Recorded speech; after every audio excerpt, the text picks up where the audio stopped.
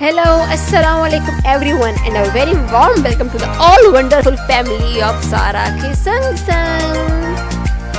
Yes तो viewers, आज हम बनाने जा रहे हैं इटालियन स्वीट डिश जो है बनाना बहुत आसान और जब मौसम हो आम का और अगर आपने मैंगो पाना कोटा नहीं बनाया तो आपने कुछ खास मिस कर दिया।